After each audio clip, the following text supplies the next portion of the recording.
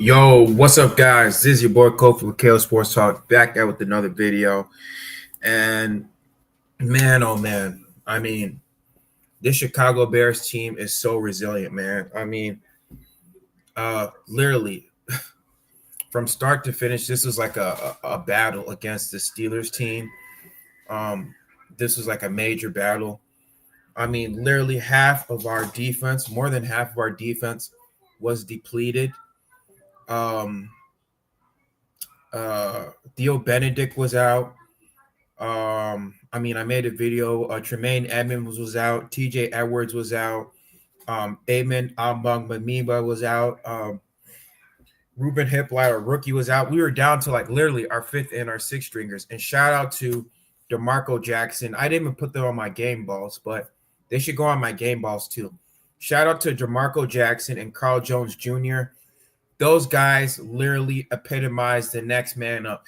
When I talk about, the next man up, I mean the next man up, stepping up for the starters, for the next man.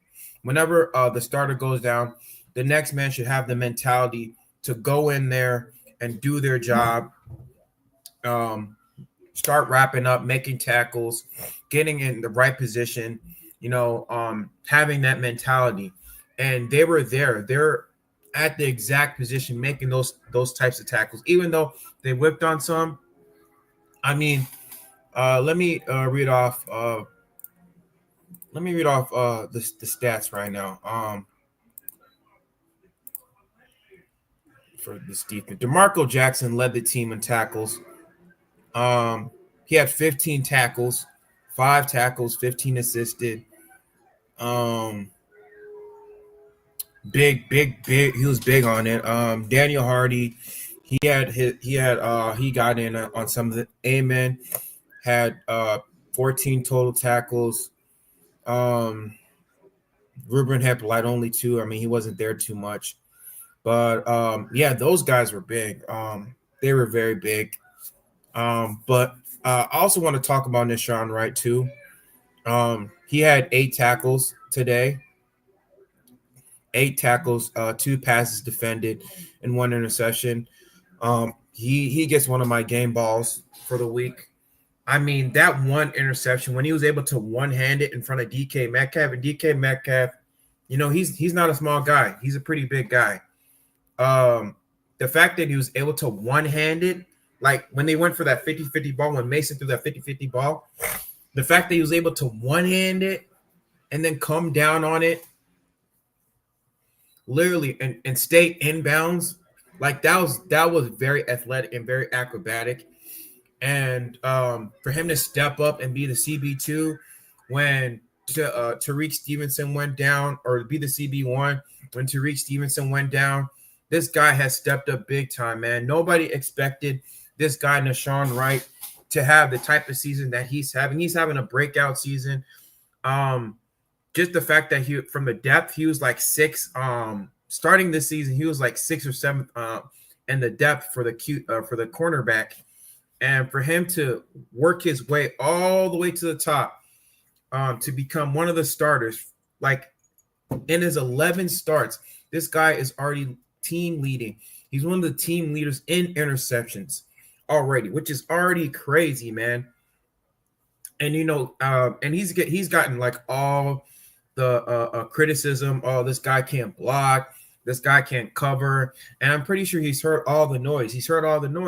And you know what? He stepped up, and he stepped up big time, especially against this Steelers team, man. This is a tough Steelers team.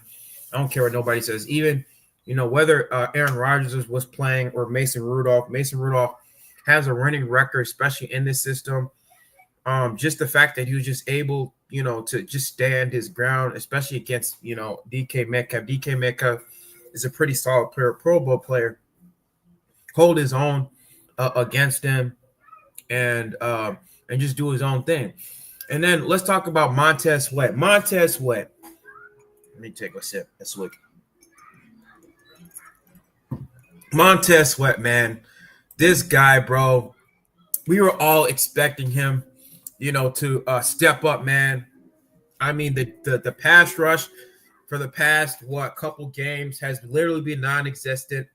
But ever since I think week 3 or week 4, this guy has like been consistent, has had like a sack every game. I think since week 4, week 5, like this guy has had a sack. He's been like on fire. I think he has like 6 or 7 sacks so far in the season. I think he might finish with like 10 already, bro. But this guy literally, is starting to make his money. We talked about like how Montez Sweat, he hasn't stepped up. He hasn't earned his paycheck. He hasn't lived up to his contract or whatever. But, man, this guy has stepped up big time, especially in crucial moments when he had that critical forced fumble when we were down like 14-7. And then we came back and scored and tied it. And then I think he had another sack like when the Pittsburgh were marching downfield. And he came up with a critical sack, and then they ended up punting it. This guy has stepped up big time. Montez Sweat, man, has been a big revelation so far this season, bro. And, I mean, I still do think we need another edge rusher. Austin Booker, I didn't hear his name a lot. Austin Booker has just kind of been non-existent this game. But, yeah, we need another pass rusher. Even with Dominique Robinson going down, Ruben Hip going literally half our defense literally was going down. And then the third game ball I want to give it to is Dennis Allen. Dennis Allen, bro, literally has been is a defensive mastermind, literally a defensive mastermind. Every time we go into these games, we're always getting a takeaway. We're always expecting a takeaway, even though, we might give up some yards or whatever. We might give us some touchdowns, but at the end of the day, Dennis Allen, he knows when to get takeaways, and he knows when to make critical plays in crucial moments.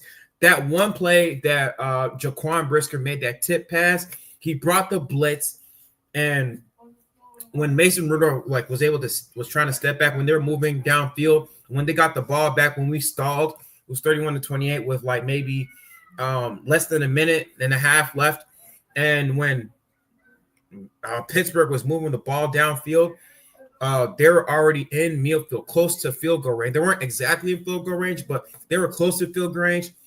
He did a play, I think, where he did like it was not like a cover 2 blitz. I think it was like a cover 2 blitz or something like that.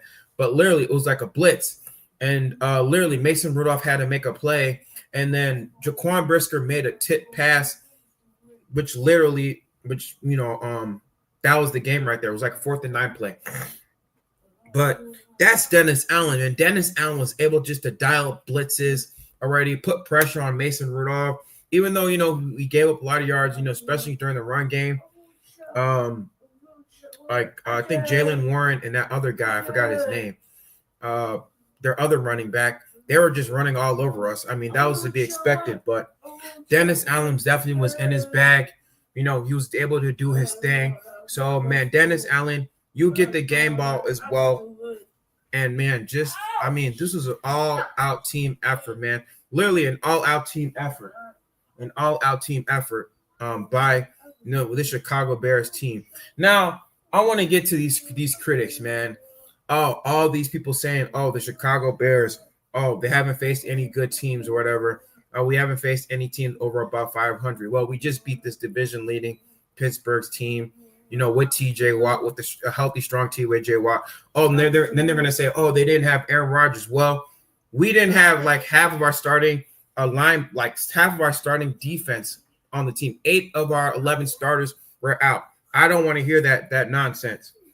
Like I said in my other short at the beginning of before the beginning of this video, I talked about like how hold on for a sec.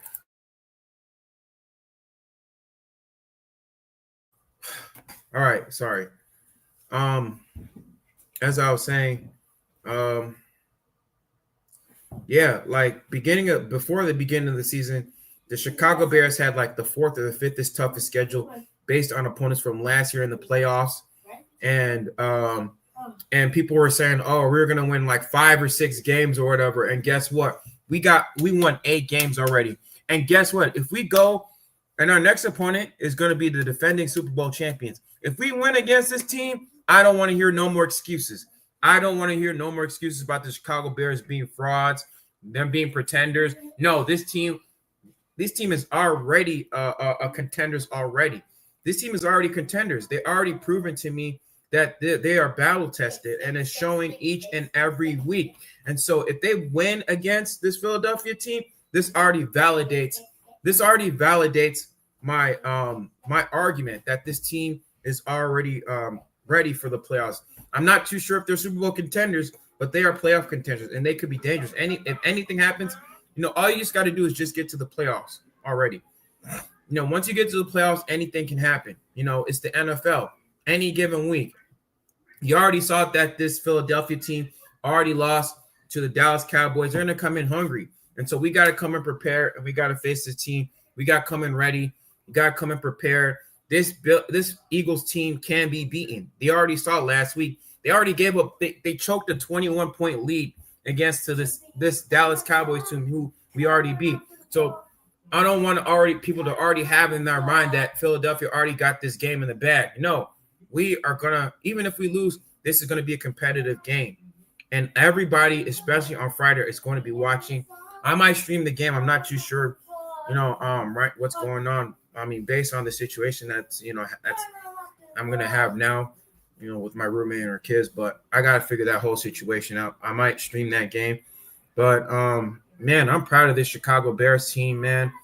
They're just proving each and every week that they are a battle-tested team, and they're taking on the identity of their head coach, of Ben Johnson. Ben Johnson is a no-nonsense maniacal maniac. Literally, he's a freaking maniac. He looked like a serial killer to me, bro. He wants to kill you on the field. That's his whole mentality, is to kill you on the field. Like, he wants to dominate you. And that's what I like, but yeah, guys, man, Chicago Bears win 31-28, man. And yeah, guys, hopefully tomorrow I might do my week 13 predictions, but we'll see though. We'll definitely see though. But yeah, man, I'll see you guys later. And yeah, man, bear down. Victory Monday, guys. Victory Monday. All right, guys. Peace.